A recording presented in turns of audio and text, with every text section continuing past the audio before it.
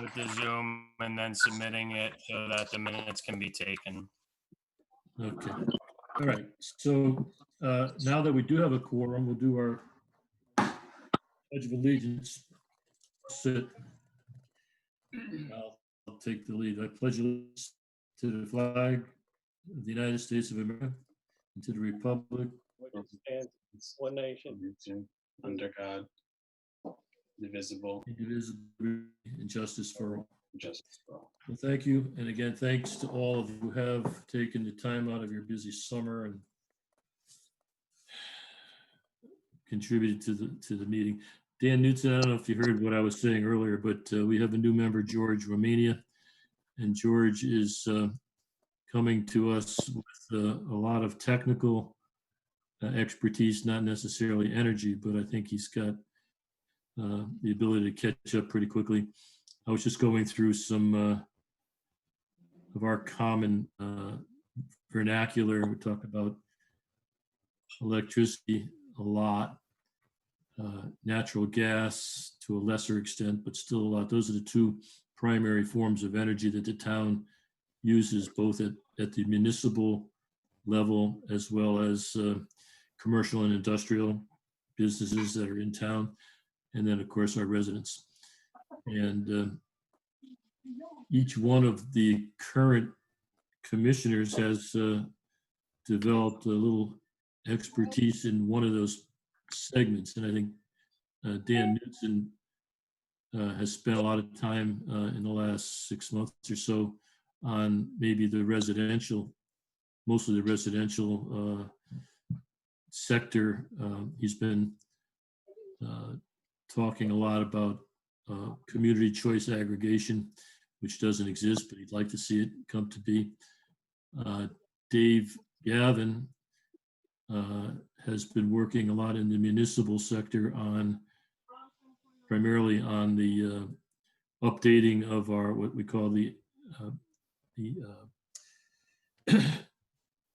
Energy Star Portfolio Manager, which is a database of all of the town buildings, and it has all the metrics for the buildings, you know, square footage, hours of use, the type of building, the occupancy, the electric and gas consumption, in some cases, fuel oil and water.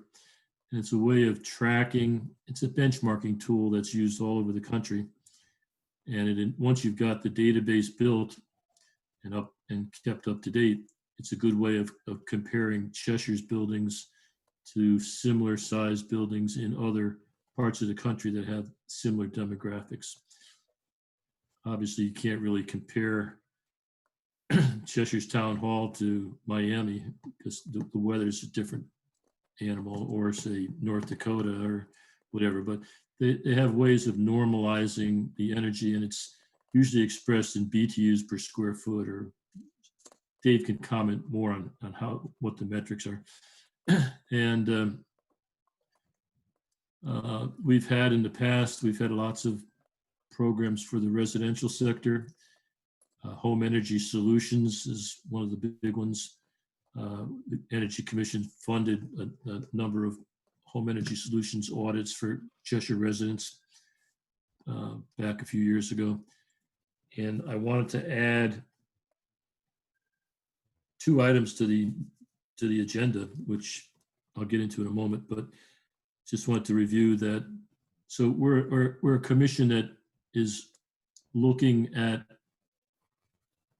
all of our constituents, whether it be municipal, commercial, industrial, or residential, and looking for ways to, looks like Dave's going to the bathroom. looking for programs, and you know, I don't know if you know this or not, but there are energy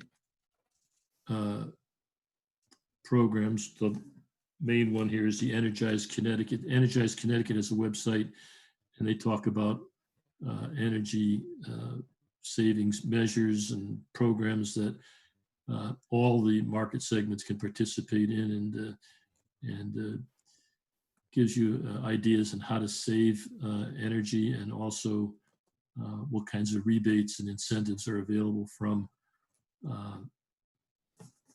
programs, so primarily the Energize Connecticut programs. And there's a new one, which I'd like to talk about under new business. So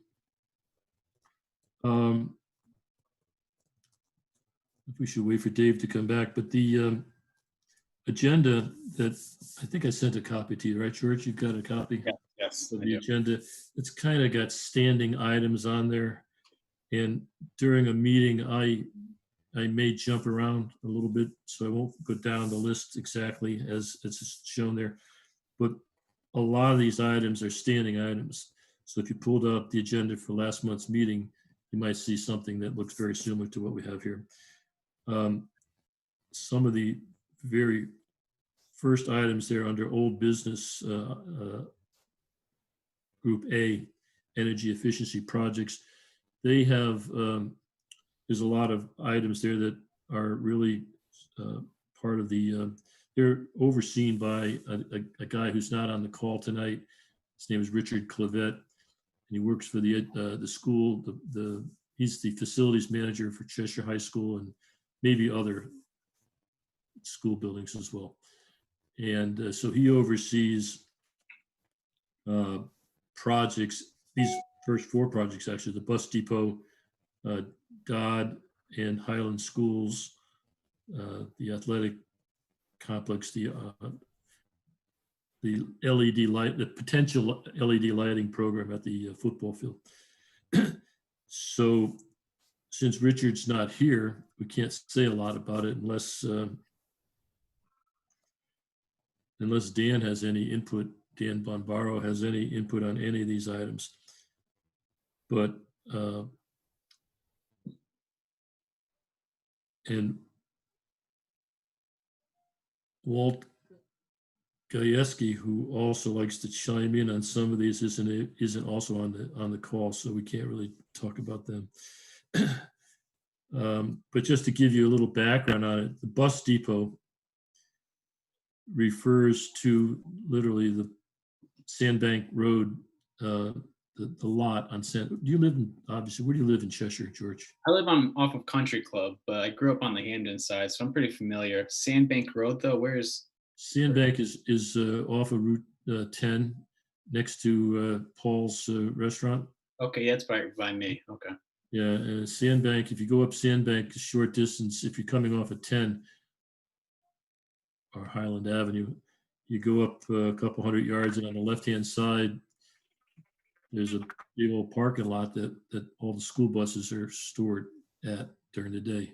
Okay. I've seen. And there's a trailer in there, or was a trailer in there, that I believe was installed by the bus company called DATCO. And DATCO is in the process of, or maybe even by now has changed out that trailer to a double wide trailer. As a trailer, it's kind of it's not exactly makeshift, but it's not a permanent building. It's like a trailer like you would find at a construction site. Mm-hmm. And so anyway, when we learned that they were going to change out the single trailer to a double wide trailer, we asked to see the plans and specs for the new trailer. And we asked the education department to make sure that whatever equipment went in the trailer would be as energy efficient as practical. Because even though the trailer is installed or is kind of controlled by DATCO, the town pays the energy bills. So it seemed logical to us that if we didn't say anything, DATCO would install the cheapest, most energy inefficient trailer possible, because it's no skin up for their nose. We got to pay the bill for the energy. But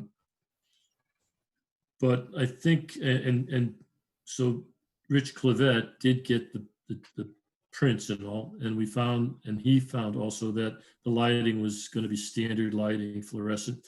He asked them to change it to LED. The heating. I'm not sure if it's electric resistance heating. Yes, We asked them to change that to a heat pump, an air source heat pump, or a heat pump system. Maybe might have needed more than one unit. And they were controlling it, the temperature, by I guess, I don't know if it was just a thermostat or whatever, but he asked them to integrate that with the town energy management system, which for lingo is EMS, sometimes called a BMS, building management system. And so I know that Rich Clevet asked whoever was building this or providing the trailer to make sure that that HVAC equipment, heating, ventilation, and air conditioning, HVAC, Right. Back in. would be controlled by the town's central building management system or energy management system. I don't know how far he got on that. And Rich hasn't participated in any of these Zoom meetings, so it's been several months since we've been able to talk to him directly. Walt Gajewski, who's not on the call tonight, works for a company that has done home energy solutions audits and other types of energy efficiency projects for small commercial, industrial, and residential, and has the ability to do in the industry what's called a blower door test. Maybe you've seen at the house that I'm living in now had a blower door test done because it's an Energy Star home. But they basically set up a blower on the front door and they blow in air, and then they check for leaks through windows and other doors. And he offered to do a blower door test for free on this trailer. And so far as I know, hasn't gotten a response from Rich Clevet or his manager. So that's kind of still an open issue. Dave, I think Gavin mentioned that the trailer is up on stilts or on some kind of, it doesn't have a foundation per se, in which case the floor should be heavily insulated, just like, and I don't know what the walls have for insulation, but obviously insulation is key to energy efficiency and energy conservation, right? Because you don't want to heat or cool an interior space and have the heat go out in the winter or come in the summer. Right, the convection. Yeah. So, I mean, insulation was one of the things that we wanted to see happen. Anyway, I got a Maybe response. can I interject a point? The Energy Star portfolio gives us a reading on energy consumption per square foot of various town buildings. Now, Right. the typical school or office building is between 40 and 60 kilo BTUs per square foot. The structure that we're talking about, I'm not sure whether it's the new or the old one, but it's about 390. So it's about 600% or 300% higher than a typical office building. So Right. it's obviously poorly insulated. It's electrically resistant, heated, and I think they run the the air conditioning 24/7. They probably use the building Because 5 they're hours not a paying the day. bill. They're not paying the bill, we are. So I hate to be, I mean, it sounds like we're being critical, overly critical or negative towards, the Board of Ed or the Education Department or DATCO or whatever. Don't really mean to do that. In fact, Vince Massiana, who's Rich's boss, and he's I'm not sure, I think he's in charge of all the facilities for the town, or I'm not sure what exactly his title is. Board of Education. Yeah, but he sent me a note saying, hey, we had to renegotiate and extend DATCO's contract, and they were willing to put in this trailer at their expense and basically kept the price constant for another, 3 to 5 years or whatever. So he didn't want to push the matter on them that we were looking for them to pay extra for the energy efficiency upgrades. So we kind of let it go, and I think Rich Clevet intends to circle back afterwards and retrofit the building with whatever might be needed to bring it up to a higher code. The second item there, energy efficiency projects, item 2, is Dodd and Highland Schools. Rich Clavette commissioned a company called JK Energy Solutions to do energy audits at Cheshire High and the other schools as well. And they've done an energy audit, or and I think what they're called energy analysis. We have not seen it yet. Hey, folks, I'm here now. What happened? This is Dan. Somebody's trying to come in. That's George. George seems to have left. I'm still here. You're back. This is Dan. Is it Matt Salamine or M Salamine, possibly? You have to So listen. this is Dan. I'm on a cell phone. I called so you guys can get my audio now. Well, you know, if you can't, it's too late now anyway. We're almost halfway done. So anyway, we're waiting to see the energy analyses for Dodd and Highland. And based on what they've done at Cheshire High, I would expect that it's going to be loaded with LED light retrofits. I don't know how much you know about LED technology, George, but one would have never thought 5 years ago that you could save so much money with LED lighting retrofits. But a LED fixture, you know, is lumen output, for comparable lumen output, the energy consumption is something like 20 or 25% of an efficient fluorescent fixture. And the life expectancy is 5 times more or something. So it might consume 1/5 the energy and last 5 times longer. And it's just, it's expensive. But when you factor in everything, especially the maintenance costs, because you don't have to replace light bulbs as often, it's a no-brainer. And so that's what we've done in almost all of our, well, we've done it pretty much throughout town. And JK Energy Solutions is, at this point, I don't know what they're doing because the schools were closed down because of the virus, but the energy projects at the elementary schools in Dodd are probably laden with LED lighting retrofits. And Next. George, we'd like to move towards lifetime savings or life cycle costs for projects, because the town really doesn't take that into consideration. Right, right. You know, it's a very important variable. It's a good point. Most municipalities, when faced with a capital investment, will most of the time opt for the lowest first cost. Yeah. I don't know if it's a rule or a law or something, but they tend to go for the lowest first cost. We've been advocating for many years now that the right way to look at it is the lowest life cycle cost.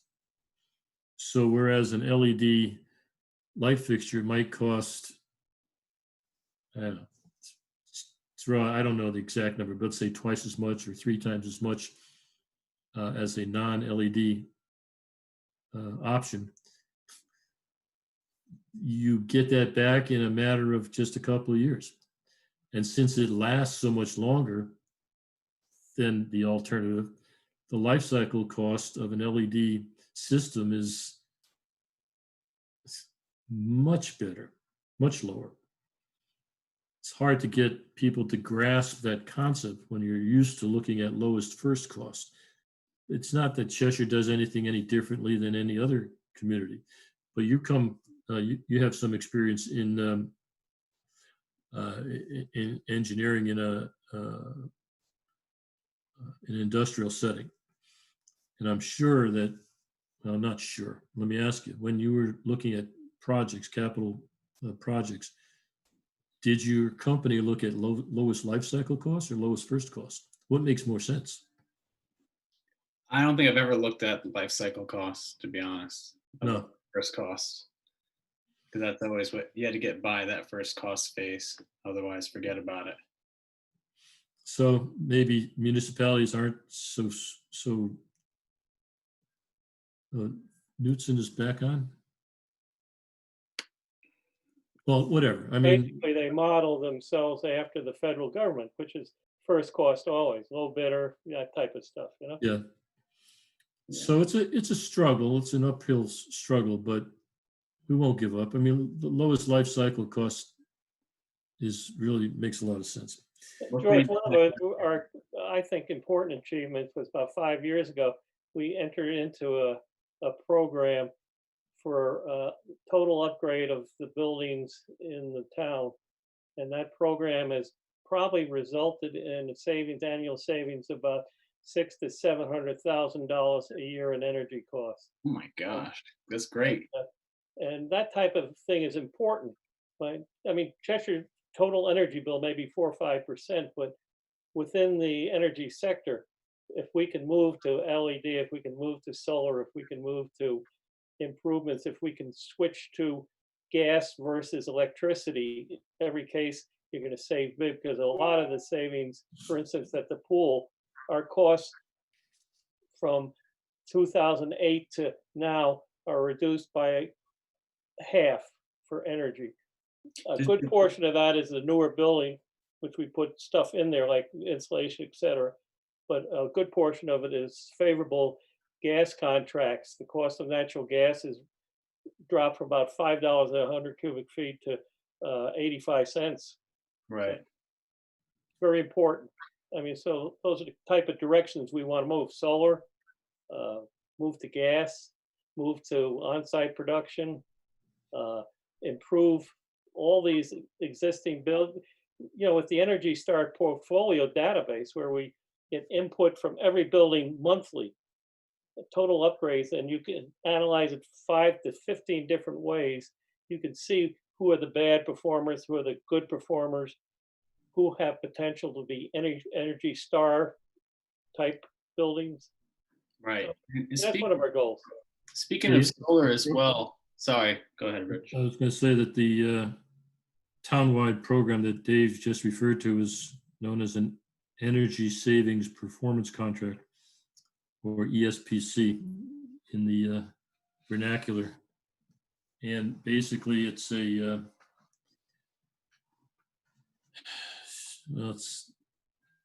it's a program that you pay for, we paid for, the town of Cheshire paid $10 million, but it's paid for from the savings generated from the improvements that are made that generate reduced energy bills. So as Dave said, $600,000 or $700,000 a year, less money spent on primarily electricity, but also natural gas and maybe some oil or water, whatever. But if you want to lump it all together and say utilities, the town saves now $600,000 or $700,000 a year in utilities from a $10 million performance contract.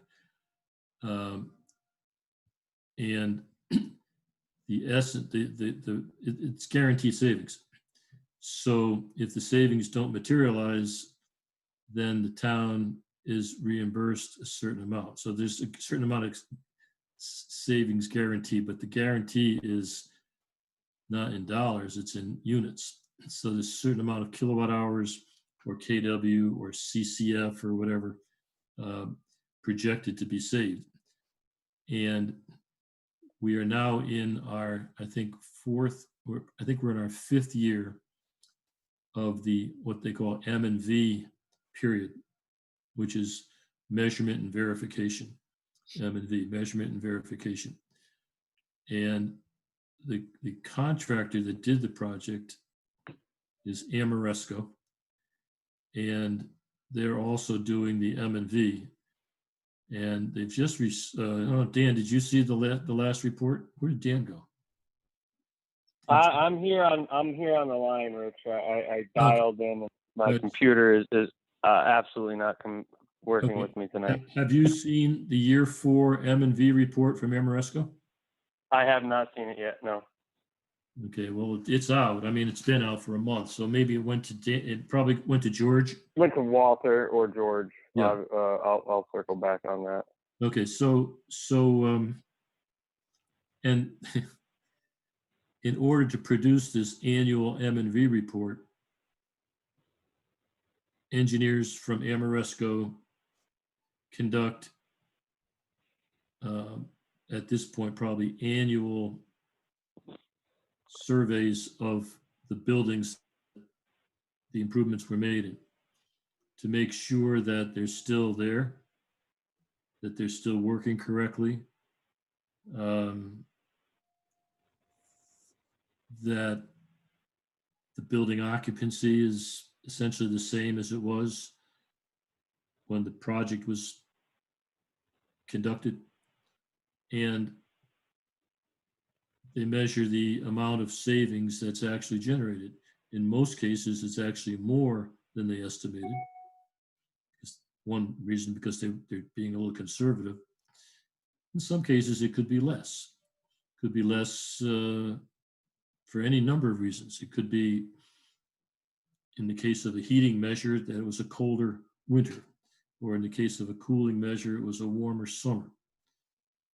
In which case, you'd have more or less energy consumption. Could also be because the building occupancy changed. So maybe during this pandemic, since the schools weren't used as much as they should have been or would normally have been, your heating costs are going to be lower than expected. Not many of the schools, well, I think Highland is probably the only one that's air conditioned, and that's not being used for summer school. So you're not going to have any air conditioning expense. So you're going to have less air conditioning, less electricity consumption for air conditioning than you would normally have. So they calculate all this and they compare it to what was the projected savings. If you don't get at least what the projected savings was, then you get compensated for the town would get compensated for the difference. That's why it's called a performance contract. The performance is guaranteed by Amoresco in this case. Amoresco is not the only company that does this, but that's the one that the town worked on. Rich, one of the other things that we're featuring is solar energy. We started very small with panels on top of the library. Right. And then we moved to a megawatt field array where the former town dump was. It was 4,000 panels there, which is, I think, really paying off. We're essentially getting electricity for about 8 cents a kilowatt hour. And Right. now we've done work at the police station, which seems to be working out very nicely. I calculated that their electric bill is down about 44% in the last month versus last year, based on the relatively small array that we put, that the policemen wanted to actually cover their parking lot, so they didn't have to do Yeah. snow removal and stuff like that. So that's one of the areas we're moving towards also. Yeah, that would be item 6D, clean energy. There's a solar carport at the police station. It's 100 kilowatt. Yeah, I 100 noticed kW that recently. solar carport, and it's been running since December. Dan, I don't know if do you have anything to say on that? Because last month it was mentioned that the meters are not correlating correctly. There's a you're seeing I don't know Yeah, Walter did reach out to them on that. He's still involved, so he was tracking that with them. We last spoke and last week he was going to shoot them an email to see where they were with it, because they acknowledged that there was something going on, and they were going to look into it. Right. So what I'm saying is that there's actually, if you look at, George, you said you had a copy of the agenda, correct? Yeah, I have it pulled up on my computer. So that's a live link that's in the agenda, the link that you can monitor the performance of the solar carport at the airport, at the police station. Oh, okay. If you look at that right now, I don't know if you want to do that right now, but you'll see that there's a graph of today's energy production from that 100 kW. I'm looking at it. You see there's a single line at the top, and then Right. there's a whole bunch of bars at the bottom. The single line at the top is the inverter, the production as determined by the inverters. And the bars are what, vector production or something? And it's a big difference. If you look at the numbers, the vector production, is that what it's called, vector? I don't have it up. It's only about 70% of what's shown as the inverter production. The inverters, are you looking at it now? I am. Yep. Okay, so the inverter one is like the orange or yellow line at the top. Right. If you click or hover anywhere on that line, you'll see that at the peak, the production was darn close to 100 kilowatts. It was like 98 or 96 or something. Right in the middle of Look the at the bars below that, you'll see that it's only like 65 kilowatts. So obviously, you know, I like to sometimes use the adage, you have two watches, you never know what time it is, because they're not going to be exactly the same. And in this case, you got two meters that are recording different outputs. Which one is right? Is it the one at the top that says it's 98 kilowatts, or is it the bar graph that says it's 65 kilowatts? So that's the conundrum right now. Is I don't know. I mean, they're saying that it's running correctly and close to 100 kilowatts, but meters don't agree. And like Dan just said, wherever Dan is, that Walt Gancars is following up on that. And you don't know who Walt Gancars is, but he was our liaison to the town. He's Dan Bombaro, are you still there? I'm here. Okay, so did Walt leave? Walt's with us. We have a bid out right now for a consulting town engineer position that he's sticking around until we get somebody on board. So he's with us. He's actually on vacation this week. Okay, so George, Walt Gancars is technically the current town engineer for this town of Cheshire. Correct. He's been operating for, I don't know, a year or so on a part-time basis. And most recently, Dan Bombaro was kind of taking over a lot of what Walt Gancars was doing. Dan, your title is acting town engineer, right? Right. No, actually, I'm not that. Yeah, not acting town engineer. Walter is still the acting town engineer until the position's filled. Okay. Right. Well, what we were told at last month's meeting is that Walt was phasing out and Dan was phasing in. So that's what. To the energy. Yeah. Yeah, and Dan is now. You're going to be probably. Well, nothing is permanent, but you're going to be the quasi-permanent liaison, right, between the Energy Commission and the town. That'd be correct. Yes. Okay. So George, I know this is a lot to absorb in one evening, but I think it's important for you to know the people. So Dan Bombaro, who's our host tonight, is going to be the ongoing liaison between our commission. By the way, you know this too, George, that this is all a volunteer thing, right? We're all volunteers, but Dan Bombaro is a town employee, as is Walt Gankars. Everybody else is a volunteer.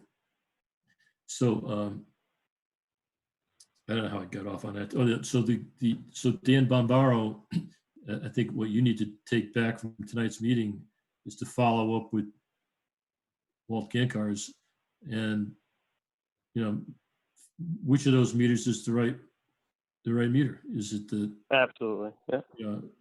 I mean, you know what, the concern is valid, right? We don't know if you got 2 meters and they're both telling you different numbers, we don't know which one's right. Absolutely. So, okay. All right, so back, I want to make sure I cover a couple of these other, up above there, we've got the Highland School Government Freezer Project. Now, a lot of this is for George's benefit so that he can kind of get caught up to speed. Highland School, which you know where that is, right? You've heard of Highland School? How long have you lived in Cheshire, by the way? My entire life. Okay, so So maybe you even went to Highland School, I don't know, but Highland is, the largest elementary school. It's right behind the police station. And somewhere in that school, there's a device, a room or something called a government freezer, in quotes. It's a government freezer because that's where they put, or at least used to put, stuff that they would get on, like, I don't know if they got reduced prices, but let's say cheese. That was a food staple that when we first started to talk about this, they talked about cheese, but maybe they get chicken tenders or they get stuff for school lunches and they get it either at a reduced price or I don't know, maybe even get some of that stuff for free. But that's where it was all stored. It was kept safe and sound in what they called the government freezer, which was, I guess, 30 or 40 years old and started to become a maintenance problem or it didn't work properly. So it was decided that they would replace it. So and Rich Clavette, again from the school department, was in charge of that. Since he's also a liaison to the Energy Commission between the schools and the Energy Commission, he told us a lot about what was going on at the government freezer. And he showed us the prints for it as well, the plans and specs for the government freezer. Then we saw regular lighting. We said, put LED lighting. And we saw on the freezer system, we wanted to be sure to have energy efficient motors on there and whatever, and extra insulation if that was possible to keep, the cold in or the heat out. And as far as, and that was supposed to have been installed in March or April, and then the pandemic hit. And to be honest with you, I don't know what the status is. They might have gone ahead and built it, and maybe it's all set, and maybe it's sitting there running cold, but who knows? That's the government freezer. And then last item on that in the list of 8 projects is the McClary Athletic Complex. Do you know who that is? David McClary? Does that name ring a bell? no, I don't. Okay. I believe he just passed away, but he was, I believe he was the athletic director at Cheshire High for many years. And they named used to be called the football field, right? It's the athletic complex. I mean, they play more than just football, lacrosse, soccer, field hockey, or whatever.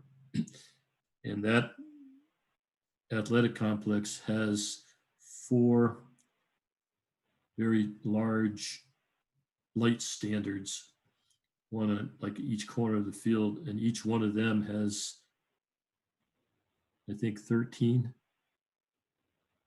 light fixtures. I'm not sure if it's 11 or 13, but they have HID lights in them, metal halide lights, white lights. And they are what used to be used in sports stadiums all over the world, and still are. I mean, not very many people have converted them to LED. We asked Rich to look into the possibility of converting the metal halide into LED back about 2 years ago, I guess.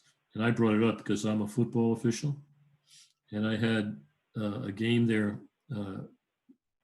late in the day or early in the evening, and it was so damn dark on that field I couldn't read my watch because I was timing. I was doing the play clock, and it was very difficult to even read the numbers on the players' uniforms because the LED, the metal halide lights, they might be great when they're brand new, but they depreciate quickly. And in fact, Rich Clevet learned that they don't last but more than 2 years. I mean, they last, but you get very poor illumination after only a couple of years. Ever been to the football field? I have, yeah. So you kind of get an idea what I'm talking about. There's 4 light standards. They got to be, I don't know, they look like they're 30 or 40 feet tall. You know, they're pretty tall. And in order to change out those light fixtures every couple of years, you got to get some special contractor to get up there with some special boom and replace it. It's a maintenance cost that could be avoided if you put in LED lights that last 5 times longer. So you could just save a lot of money on just pure maintenance costs. But then you factor in that they only consume like a quarter of the electric power. It's like, really? So he did some investigating and he found out that it'd cost like $150,000 to make the change. And then we had budget problems in town and whatever. So I guess it's probably on hold, but I think he's probably going to want to go ahead and do something. And that would be a great project. Plus, LED lights don't depreciate like metal halide. They depreciate a little bit, but nowhere near. So after 2 years, the LED light is going to look the same as it did the day you put it up. And George, another program we pushed, actually Walter Gankart pushed very hard on it, was replacing the streetlights in town with LED. And that's saving the town about $200,000-300,000 a year, I think, in Right, electrical costs. When right. do So savings catch up actually? Like after you, because I know the upfront cost is high. How many years does it take before we actually see savings? Some of these Well- projects we're doing, the townwide energy thing had a payback of about 11, 12 years, I think, maybe 15. But some of the other ones at the pool are 4.5, 5 years.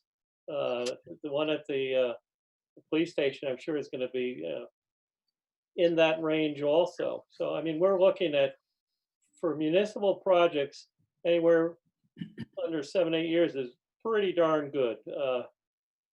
Because, Well, after Dave, that, the solar at the PD, that is a power purchase agreement. That was so we didn't pay anything for that. That's owned and operated by a vendor.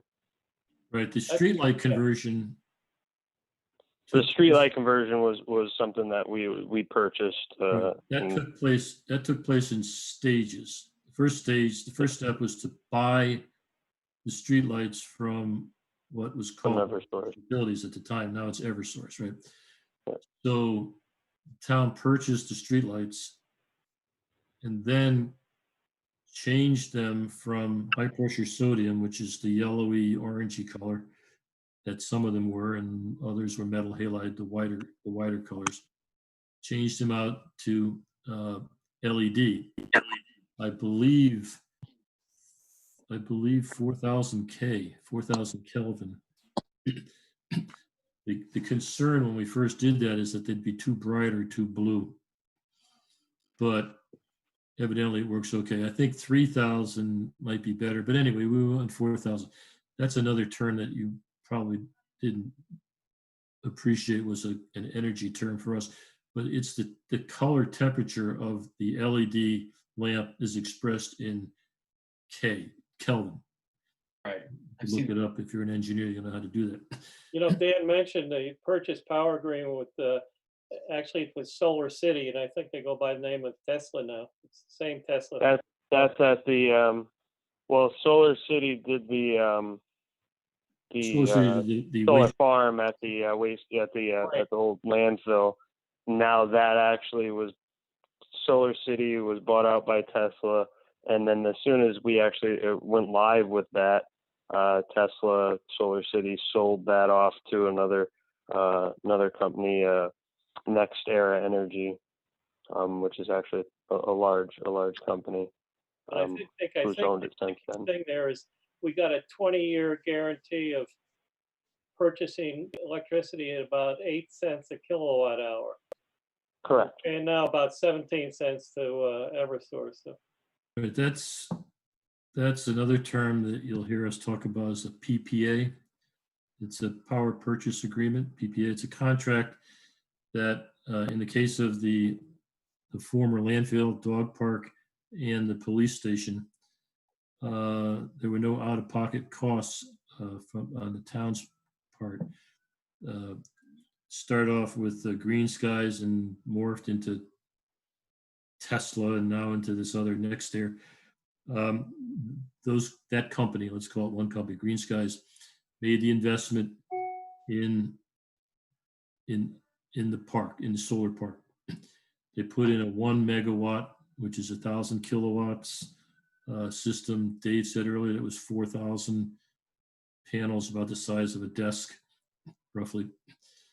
And they're all linked together, and they are producing, presumably, I'm not sure how it's managed, but you could look, if you go to the town hall, if you were there the other day, when you go in, there's a video, there's like a TV monitor, and it's got that system is displayed on the video monitor, just like the one that you looked at just a little while ago. right. It's not the same, but it's similar to that. And you can see what the production is for the day and what the cumulative production has been over the last couple of years that it's been operating. And the PPA says that the investor, the people that built it, operate and maintain it, basically sell that energy. The energy, by the way, is going to the grid. It's going into the grid, right? And they're getting paid by Eversource, and they're charging us 8 cents per kilowatt hour consumed. There's a small DPW building, or what do you call it? DPW, Public Works Garage or whatever. That's nearby or on site. So some of the electricity goes to the garage. Most of it goes to the grid. The grid is the Eversource electric grid. Okay. Right. So the town of Cheshire, it's complicated. virtual net metering. Is the virtual net metering program. We can, since we're exporting to the grid approximately 1 megawatt of electric power, we can get credits for that power that is going onto the grid from Eversource for up to 5 other town buildings. I don't remember which ones they are now. Maybe you remember, Dan, but town hall, or police station, or the library, I don't know. Town hall, police station, I think library, and the Water pollution. water pollution control plant, and then I think one of the pump stations, one of the more active pump stations. So on the electric bill for those facilities, there's a credit, or there ought to be a credit for not all, but their portion. I don't know if it's prorated or how they do it, but because I've never actually seen it, but there should be a credit to account for the power that's being exported to the grid from the landfill dog park solar array, okay? And likewise, at the police station, this Green Skies, no, I think I misspoke. I didn't mean to, but I know I did.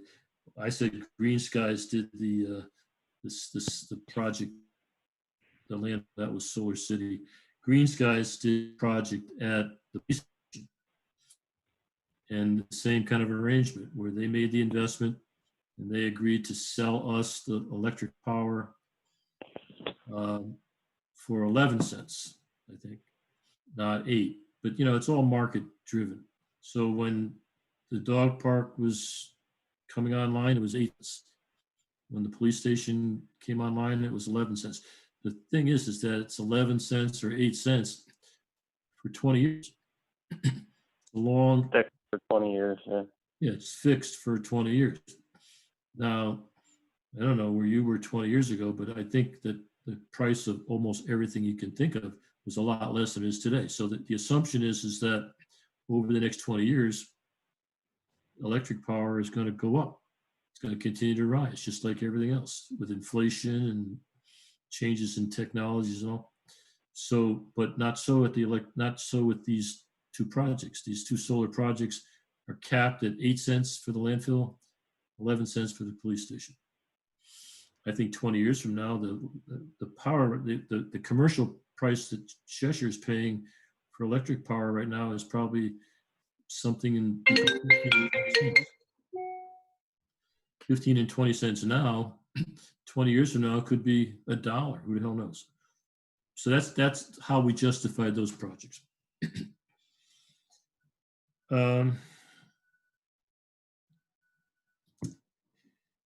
Dave, I don't really want this to drag on too much longer, but talk about the Energy Star portfolio manager and what is UConn doing and what's the status of that data? Well, you know, this one I'm going to throw right to Dan because Dan is essentially managing this program right now. Oh, I can't hear you, Dave. You're breaking up. No, we're you know, pretty much in a similar fashion as I explained last month. You know, we had the final information to get them. There was a couple buildings outstanding on the town side. We're at, you know, we're at just about 100% on that. Rich, I forward you a schedule to kind of discuss with the group in terms of availability to have UConn do their presentation on, you know, the finished product as it is and how it'll work, what the benefits are, and kind of draw close to, you know, it's been, from what I understand, a very long process to get to this point. But portfolio manager in general, George, it's something that can be leveraged to see where our town buildings stand in comparison to other town buildings, you know, of similar size elsewhere, where we are with energy consumption, and it tracks through Eversource, automatically update our consumption monthly and put it into this ever-changing format, which from what Rich shared last month was a long drawn-out process of plugging the numbers into a spreadsheet, right, Rich? Right. I think one of the things we ought to also mention is that forgot what I was going to say. It happens. Okay, well, I guess let me just hitchhike on what Dan just said. Yeah, I got a calendar from a woman, the professor at UConn, as to her availability to go over what she's done with the rest of us. And I have to admit, I don't really understand. I know there was blue blocks and anything other than the blue marks. Anything but so, I mean, the easiest way to say it would be you got Monday through Friday from 3 to 5 is the cleanest way to put it out there. I mean, there are AM times that she has available, but you're looking at between 3 and 5 based on that calendar the whole week that you can see how many of the board members you can get involved. And obviously, the sooner I can get back to her with that, the better. Well, I would like to participate, and I can make myself available just by anytime. I don't know, what's your availability during the day, George? During the day, I mean, I generally work between 8 and 5:30, 6, depends. Can you carve out an hour or so, or would you rather not? Oh, I can. I would just need an advance notice, obviously. Oh, yeah, sure. Okay, well, and Dave really knows a lot about this anyway, so it'll be more for my benefit and yours, George. And Thing I wanted to mention, Rich, is that I think all members of the commission should have read-only access to the databases. Because right, it's a wealth of information there and understanding the town of Cheshire relative to the rest of the nation. well, you sent out the link, right? The login? Well, I sent it to you. I didn't send it to everybody. Oh, okay. I thought you sent it to everyone. Okay, I can forward that to everyone because I believe that this is true, Dan, that it is read only, right? In other words, you can't go in there and change anything without an addition. I personally don't even have access to it. It's something that would be best asked of the professor there. Okay, I'm sure it can be made read-only. But the thing is, you can customize it to get different types of reports of information that you're interested in. Right. But you can't change the database per se. okay. Okay, So so, if you're, Dan, if you're talking with Amy, you might ask her that question, can other members access it without interference of changing the database or what have you? Right. Yeah, I mean, you're going to have to, obviously have somebody on the commission's end that's going to be managing the input of that small bit of data that is not automatically updated by the program, such of the oil deleveries and things that aren't supplied through Right, Eversource. right, George, But I mean, all things considered, I'm sure we can. I mean, I'll reach out to Amy once we get a date set. I'll reach out to her tomorrow, kind of put that question in motion. But again, the sooner we can get to her with a schedule works best for the commission to have her give her presentation, question and answer in any regard that they're obviously the people to talk to about what the flexibility of the program is, how to operate it, any other benefits that you might think of.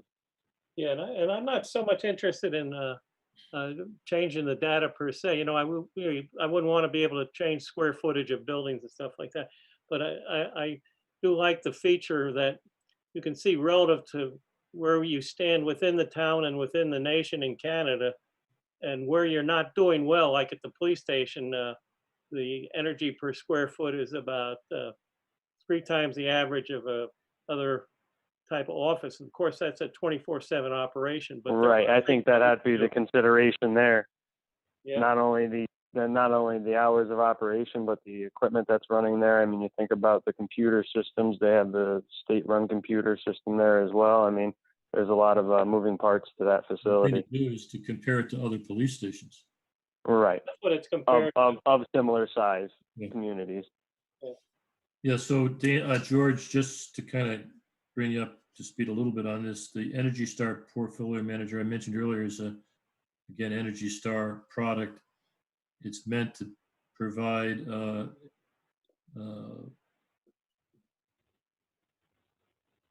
benchmarking capability so that, for example, we could compare our police station to some other police station somewhere else in the country or in Canada, I guess, because it has all the physical characteristics of the facility and how it's used, but also the energy that it uses. How does that get in there? Well, for the first, I don't know, maybe 10 years or so, you had to punch it in. Everybody had to get their bills and key it in. Now they have the ability to download it automatically. Eversource can download that data, the electricity and the natural gas. But as we said earlier, there are some facilities in town that use oil, number 2 oil primarily. So that doesn't get in there automatically. Somebody's got to sit there and enter it. But that's, that's a small Very small portion. portion of it, right? Okay, so I'll tell you what, I will send out a note after this meeting. I'm going on vacation next week, so I'll send it out hopefully before I leave to see who can participate. Let's say the week, I'm not sure what the week, did you recall what week she said she was available?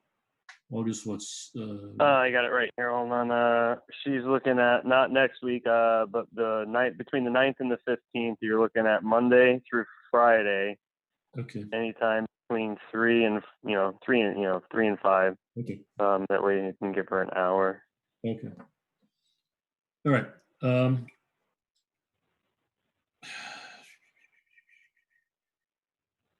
The other items that are on the agenda are either not moving along, we can't really talk about them. I did want to, does anybody, let's go to the new business, item 7A, energy consumption at Bartlett Park concession stand. Dan, you were going to look into that further and see what was going on? Yeah, unfortunately, it's not as simple as we thought it would be, but I did go into the facility. I got John Gallick, who's responsible for the facility, involved. He and I went out there and actually went into the building. There is nothing inside the building running. All the refrigeration units are unplugged. The on-demand hot water heater is off. I circled back also with the building department, started to review some of their files.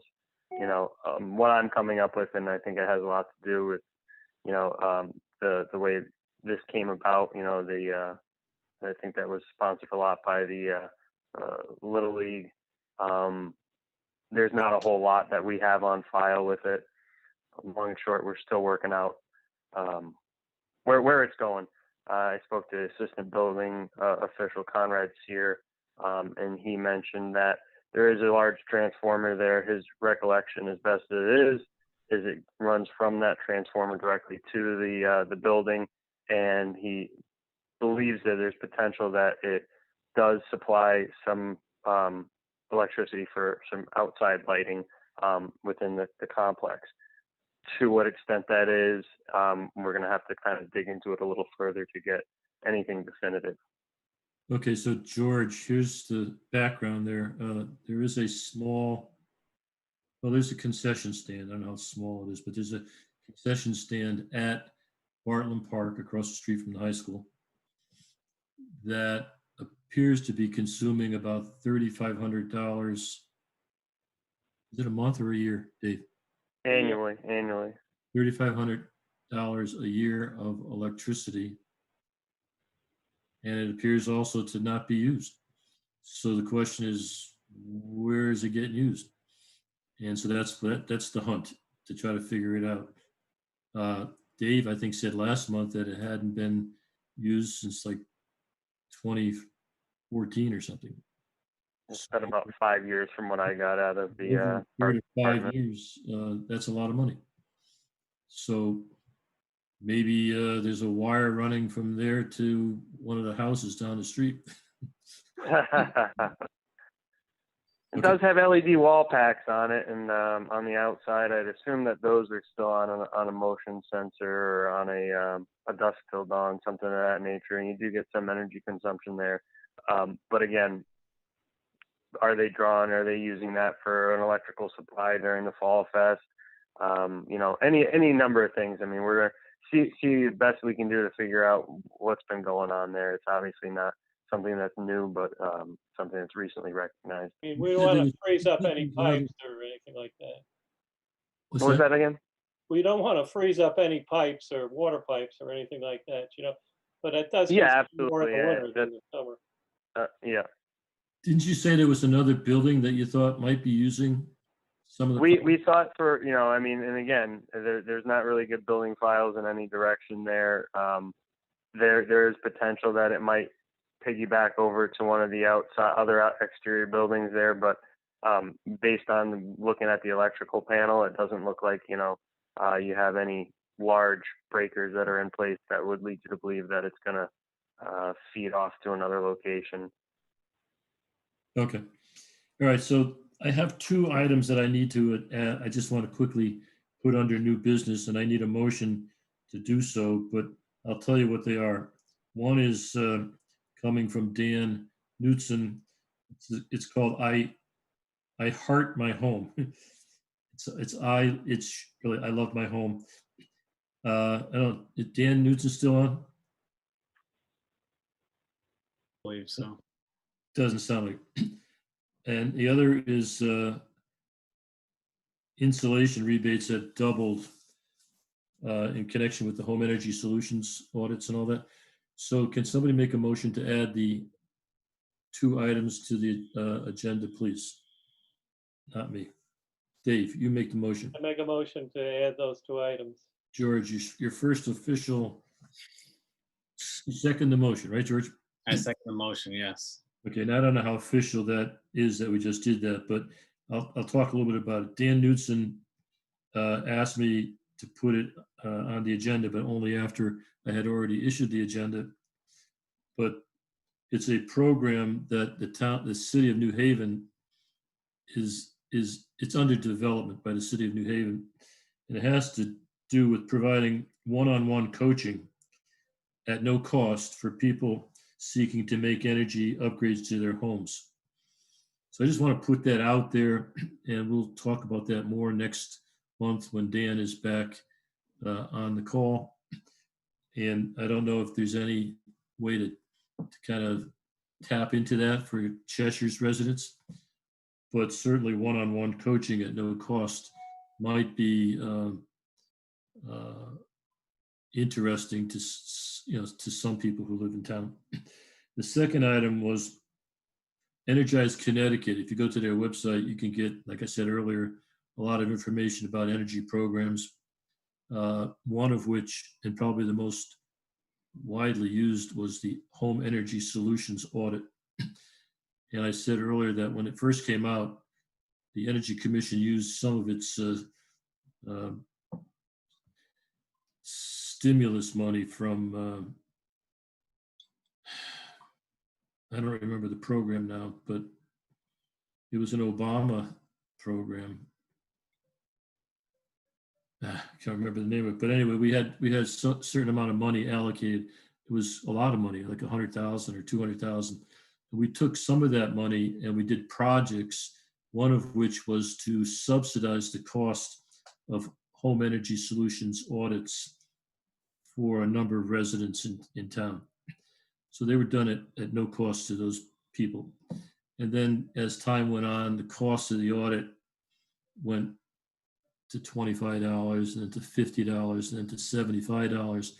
And it used to be that you could only participate if you were an electric customer. So you had to be a CLMP. This is all before Eversource got into the picture.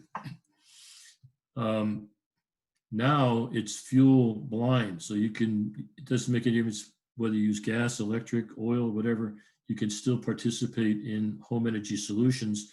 And I think the most recent change is that the cost has gone back to zero. So just about anybody can participate. And one of our charters as a commission is to make this, to publicize this to the town so that they'll know that it's available, which is what, if it gets put into the minutes, is going to be one where we're going to let people know. But also as part of that, used to be that when you had a home energy solutions audit done, one of the things that the contractor would do is provide information on how to insulate your home if it in most homes, older homes, would benefit from improving the insulation. You got your insulation, you got a certain amount of a rebate or an incentive to put in additional insulation. That incentive has now doubled. So the cost of insulating a whole house could be reduced by a couple of $1,000s. So and I sent, Dave, I would have sent it to you too. Did you get an email that I forwarded to you on this subject? Do you recall seeing it? I think I did, yeah. I don't know about George, if you got any, did I send it? I It don't know. was forwarded from Dan, right? Dan Newsom? I was wondering No. whether it applied to individual residencies, but I guess it does because, No, what Dan sent out was the I love my house, or my home, but this is something that I picked up off of a Google group that I'm in. And I sent it out to everybody, and I'll send it out again. yeah, I send these things out, and I don't know whether you get them or not. But it's, I